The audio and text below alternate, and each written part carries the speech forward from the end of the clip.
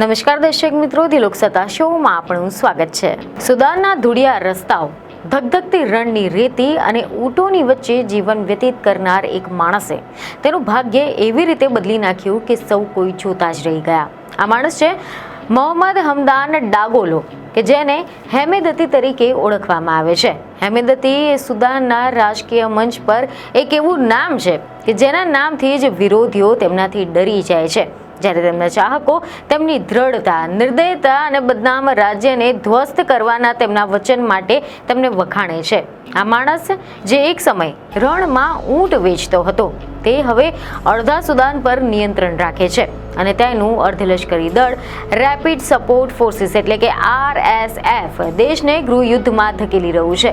તો ચાલો હેમેદતીની વાર્તા, તેની શક્તિ, સમુદાયના ભવિષ્ય પર તેના દ્વારા પડકારના જે ઘેરા પડછાયા છે તેના વિશે ડિટેલમાં વાત કરીએ। મીડિયા રિપોર્ટ અનુસાર એવી માહિતી છે કે હેમેદતીનો જન્મ 1974 કે 75માં સુદાનના દારફુર પ્રદેશમાં થયો હશે। ગરીબી અને સંઘર્ષે તેમને શાળા છોડી દેવા માટે મજબૂર કર્યા હતા, જેના બાદમાં તેમને ઊંટ વેચવાનું શરૂ કર્યું હતું। હેમેદતી, જે અરબી ભાષા રિઝેઇગાઇટ સમુદાયના મહારિયા જાતિના હતા, તેમને ધગધગતા રણમાં ઉછેર્યા હતા અને કિશોરાવસ્થામાં ભણવાનું છોડી દીધા પછી હેમેદતી લિબિયા અને ઇજિપ્ત સુધીના રણમાં ઊંટોનો વેપાર કરીને પૈસા કમાતા હતા। પરંતુ ટૂંક જ સમયમાં તેમને એવું સમજાઈ ગયું કે સાચી શક્તિ એ શસ્ત્રો અને લોકોના સમર્થનમાં રહેલી છે। તેમના કાકા જુમા ડાગોલો એ જંજાવિદ લશ્કરોનો ભાગ હતા। તેમને સ્થાનિક ફર સમુદાય પર હુમલો કર્યો હતો અને હેમેદતીનો ઉદય વર્ષ 2003માં દારફુર સંઘર્ષ ફાટી નીકળ્યો હતો, જ્યારે સ્થાનિક સમુદાયોએ આરબ ભદ્ર વર્ગની ઉપેક્ષાની સામે બળવો કર્યો હતો। સુદાનના તત્કાલીન રાષ્ટ્રપતિ ઓમર અલ બશીરે જંજાવિદને આતંકવાદ વિરોધી અભિયાનમાં સામેલ કર્યા હતા। વર્ષ 2003માં દારફુર સંઘર્ષ દરમિયાન હેમેદતીએ RSFની સ્થાપના કરી હતી, જે શરૂઆતમાં સરકાર માટે જંજાવિદ લશ્કર તરીકે સેવા આપતા હતા। પછી ધીમે ધીમે RSF એ સુદાનનું સૌથી શક્તિશાળી અર્ધલશ્કરી દળ બની ગયું અને હેમેદતીનો તાજ વગરનો રાજા બની ગયો હતો। હેમેદતીના એકમે અદવા ગામ પર હુમલો કર્યો હતો, જેમાં 36 બાળકો સહિત 126 લોકોના જીવ ગયા હતા અને એના બાદમાં મીડિયામાંથી એવા અહેવાલો સામે આવ્યા કે US તપાસમાં આ હત્યાકાંડ માટે જંજાવિદને દોષી ઠેરવવામાં આવ્યા હતા અને હેમેદતીનું નામ કલંકિત થયું હતું।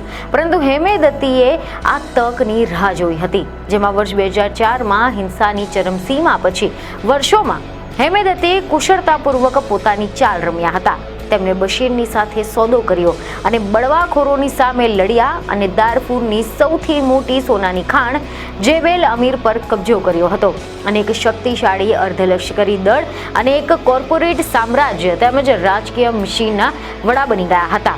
આ કથા એ તકવાદ અને ઉદ્યોગ સાહસિકતાની છે। તેમને થોડા જ સમય માટે બળવો કર્યો હતો, તેમના સૈનિકો માટે વળતર, પ્રમોશન અને તેમના ભાઈ માટે રાજકીય પદની માંગણી કરી હતી। બશીરે તેમને જે જોઈતું હતું તેમાંથી મોટા ભાગનું બધું જ આપી દીધું હતું અને હેમેદતી ફરી એકવાર તેમની સાથે જોડાઈ ગયા હતા। જોકે બાદમાં અન્ય જંજાવિદ એકમોએ બળવો કર્યો હતો, ત્યારે પણ હેમેદતીએ સરકારી દળોનું નેતૃત્વ કર્યું હતું અને તેમને હરાવ્યા હતા। આ પ્રક્રિયામાં જેબેલ અમીર નામના એક સ્થળે દારફુરની સૌથી મોટી સોનાની ખાણ પણ કબજે કરી હતી અને વર્ષ 2013માં તેઓ RSFના વડા બન્યા હતા અને સીધા બશીરને રિપોર્ટ કરતા હતા। RSF એ દારફુર અને નુબા પર્વતો અને લિબિયન સરહદોમાં વિજય મેળવ્યો હતો અને આમ હેમેદતીનું કદ વધી ગયું હતું। જોકે એના બાદમાં એવા અહેવાલો મળ્યા કે તેમને સાઉદી અરેબિયા અને UAE સાથે ભાડુતી સોદાઓ માટે વાટાઘાટો કરી અને રશિયાના વેગનર ગ્રુપ સાથેની શસ્ત્રો અને તાલીમ મેળવી હતી। રશિયાએ યુક્રેન પર આક્રમણ કર્યું તે જ દિવસે હેમેદતી આ સોદાને સીલ કરવા માટે મોસ્કો ગયા હતા। ત્યારબાદ વર્ષ 2019માં હેમેદતીએ બશીરને ઉથલાવી પાડવામાં મહત્વપૂર્ણ ભૂમિકા ભજવી હતી, પરંતુ ટૂંક જ સમયમાં પોતાને સુદાનના તારણહાર તરીકે દર્શાવવાનું શરૂ કરી દીધું હતું। જોકે કેટલાક મીડિયામાં તો એવું દર્શાવવામાં આવ્યું હતું કે RSFએ વિરોધીઓ પર વિનાશ વેર્યો હતો, જેમાં સેંકડો લોકો માર્યા ગયા હતા, મહિલાઓ પર દુષ્કર્મ કર્યો હતો, પુરુષોના પગમાં ઈંટો બાંધીને તેમને નાઇલ નદીમાં ફેંકી દીધા હતા। આવું હ્યુમન રાઇટ્સ વોચમાં આ નામના એક અભિયાન જૂથના એક અહેવાલમાં જાણવા મળે છે। જો કે હેમેદતીએ આ તમામ આરોપોને નકારી કાઢ્યા હતા. ત્યારબાદ મીડિયામાંથી એવા રિપોર્ટ મળ્યા કે વર્ષ 2021માં હેમેદતી અને આર્મી ચીફ બુરહાને સંયુક્ત રીતે નાગરિક સરકારને ઉથલાવી દીધી હતી. એપ્રિલ 2023માં RSFએ બુરહાન સામે બળવો કર્યો હતો. સુદાન ગૃહ યુદ્ધમાં ડૂબી ગયું હતું. ખાતુમ યુદ્ધ ક્ષેત્ર બની ગયું હતું કારણ કે હરીફ દળોની વચ્ચે શેરીઓમાં પણ લડાઈ ચાલી રહી હતી. દારફુરમાં હિંસા ફાટી નીકળી. RSFના યુનિટ્સે મસાલેત લોકોની સામે ક્રૂર પગલાં પણ લીધા હતા. સંયુક્ત રાષ્ટ્ર સંઘનો અંદાજ છે કે લગભગ 15,000 જેટલા નાગરિકો માર્યા ગયા હતા. અમેરિકાએ તેને નરસંહાર ગણાવ્યો હતો, પરંતુ RSFએ આ તમામ આરોપોને નકારી કાઢ્યા હતા. એવા આરોપ લાગ્યા હતા કે RSF અને તેમના સાથી લશ્કરે સુદાનમાં ભારે તોડફોડ કરી હતી. શહેરો, બજારો, યુનિવર્સિટીઓ તેમજ હોસ્પિટલોમાં લૂંટ ચલાવી હતી. RSFએ સુદાનને લૂંટ્યું, શહેરનો નાશ કર્યો અને લૂંટનો માલ ડાગોલોનો બજારમાં વેચી દીધો હતો. ડાગોલો માર્કેટ્સ એ સુદાનની આગળચાળ અને અન્ય પાડોશી દેશોમાં ફેલાયેલો છે. પોતાના લડવૈયાઓ લૂંટમાં સામેલ હોવાનો RSFએ ઇનકાર કર્યો હતો. આ સિવાય હેમેદતીએ UAE પાસેથી શસ્ત્રો મેળવ્યા હતા, જેમાં કેટલાક અત્યાધુનિક ઘાતક ડ્રોનનો પણ સમાવેશ થાય છે. અને આ ડ્રોનનો ઉપયોગ બુરહાનની વાસ્તવિક રાજધાની પોર્ટ સુદાન પર હુમલો માટે કર્યો હતો. આવા અહેવાલો સામે આવ્યા હતા. જી હા, એવા અહેવાલો છે કે આ શસ્ત્રોનું પરિવહન ચાડની અંદર સંયુક્ત આરબ અમીરાત દ્વારા નિર્મિત એક એર સ્ટ્રીપ અને સપ્લાય બેઝ મારફતે કરવામાં આવ્યું હોવાનું ન્યૂયોર્ક ટાઈમ્સ સહિતના અન્ય અહેવાલોમાં નોંધવામાં આવ્યું હતું.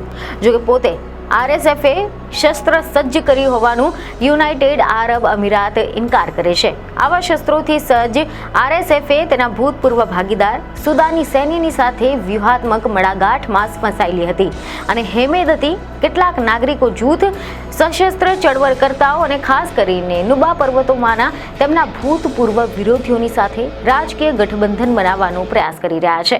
તેમને શાંતિ અને એકતાની સમાંતર સરકાર બનાવી છે અને તેઓ ખુદ તેના અધ્યક્ષ છે.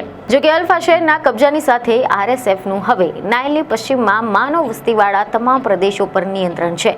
સામૂહિક હત્યાકાંડ તેમજ વ્યાપક નિંદાના વધતા અહેવાલોની વચ્ચે હેમેદતીએ શહેર પર કબજો કરતી વખતે તેમના સૈનિકોએ કરેલા અત્યાચારોની તપાસ કરાવવાની પણ જાહેરાત કરી હતી. સુદાનીઓ માને છે કે હેમેદતીની મહત્વાકાંક્ષા અલગ દેશના રાષ્ટ્રપતિ બનવાની અથવા તો સમગ્ર સુદાન પર હજુ પણ શાસન કરવાની છે. તેઓ ભવિષ્યની કઠપૂતળી સરકારના વ્યવસાયોને નિયંત્રિત કરતા સમૂહના ભાડૂતી સૈન્ય અને રાજકીય પક્ષના સર્વશક્તિમાન માસ્ટરમાઇન્ડ બનવા ઈચ્છતા હોય તે પણ શક્ય છે. તેઓ સુદાનના જાહેર ચહેરા તરીકે ભલે સ્વીકાર્ય ન હોય, પરંતુ આ રીતે તે પોતાનું ધાર્યું કરાવી શકે છે. જ્યારે હેમેદતીના સૈનિકો અલ-ફાશેરમાં નાગરિકોના જીવ પણ લઈ રહ્યા છે, પરંતુ હેમેદતીએ ખાતરી કરી છે કે કોઈના પણ પ્રત્યે નિસ્બત ન ધરાવતી આ દુનિયામાં કોઈ તેમનો વાળ પણ વાંકો નથી કરી શકતો. જોકે હાલ તો સૈન્ય, RSF અને આંતરરાષ્ટ્રીય સમુદાયમાં હેમેદતીની ભૂમિકા હાલ તો પ્રશ્નાર્થમાં છે કે શું તે સુદાનને એક રાખી શકશે કે દેશનું વિભાજન થશે. હાલ પૂરતું હેમેદતીની શક્તિ અને RSFનું વર્ચસ્વ એ સુદાનની સૌથી ગંભીર વાસ્તવિકતા છે. અને આજે RSF એ સુદાનના અડધા ભાગ, ખાસ કરીને ખાર્તુમ, દારફુર અને અન્ય વ્યૂહાત્મક વિસ્તારો પર નિયંત્રણ ધરાવે છે. હેમેદતીના નેતૃત્વ હેઠળ RSFએ સોનાની ખાણો, વેપાર માર્ગો અને સુદાનના સંશોધનો પર નિયંત્રણ મેળવ્યું છે. તો આ હતી એક નાના ઊંટના વેપારીથી આજે અડધા દેશ પર રાજ કરનારા હેમેદતીની કહાની. તો આશા છે કે આ કહાની તમને મહત્વની લાગી હશે, જેથી અમારા વિડીયોને લાઇક અને શેર જરૂરથી કરજો. બીજને ખબર સાથે ફરી મળીશું. ધન્યવાદ.